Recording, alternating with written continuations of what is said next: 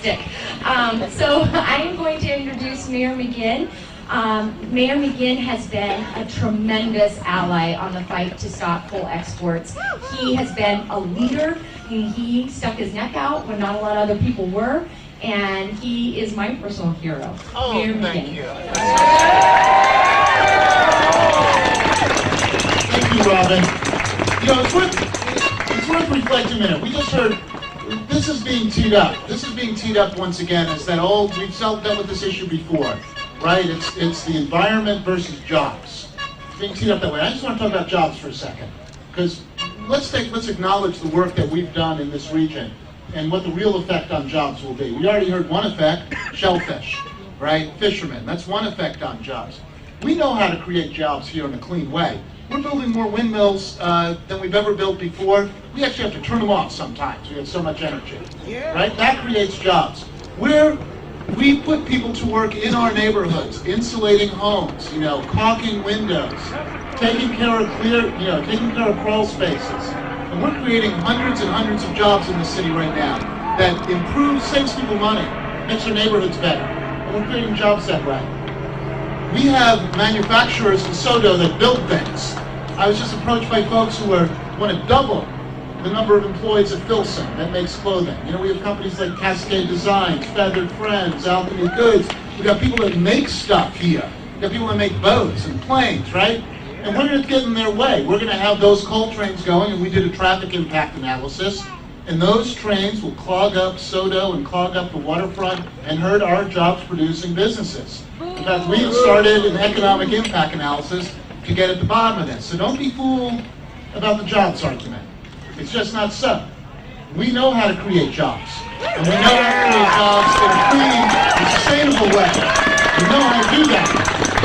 But we're a leader at it. We're a leader at that. And it's worth pointing out that clean and sustainable way. Right? We heard about all the coal dust that will come off these trains. We're committing right now to remove 50% of the toxins from the Duwamish River with our early actions, and we'll keep going to remove all of the toxins from the Duwamish River. Do we really want coal trains rolling by, dumping coal dust back in the Duwamish River again? No! Right? Do we really want it landing here in our parks and our kids?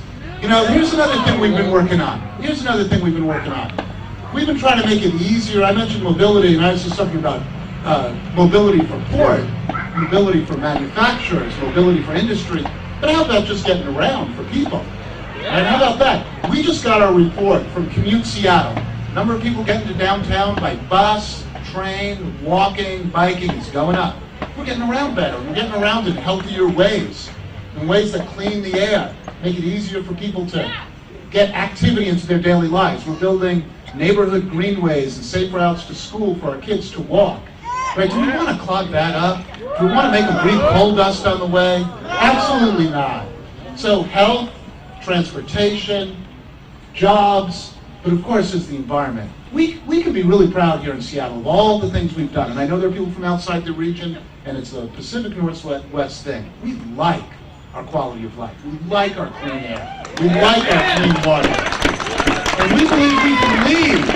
We believe we can lead. Right? We stopped buying, in the city of Seattle, we stopped buying our energy from the Centralia coal plant. And we are 100% carbon-free utility.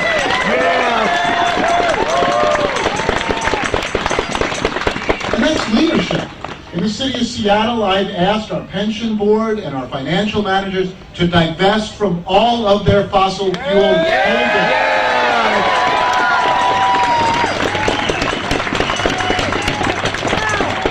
That's what it means for a region to lead about the future we want. When we do that, why would we want to export dozens of Centralias overseas? Why would we do that? It doesn't make sense. We know how to have jobs, we know how to have quality neighborhoods, we know how to have clean air, we know how to have healthy places, we know how to have a beautiful Puget Sound, and none of it includes coal trains.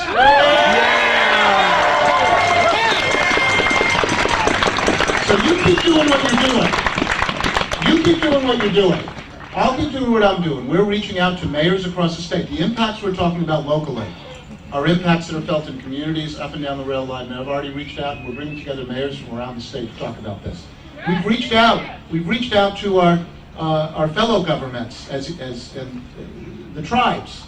We've met with them and spoken to them, and for them it's even deeper than that. It's cultural. These are their lands, these are their places, this is where they buried their ancestors. And for them it's deeply, deeply personal, and they've asked me to share this with you.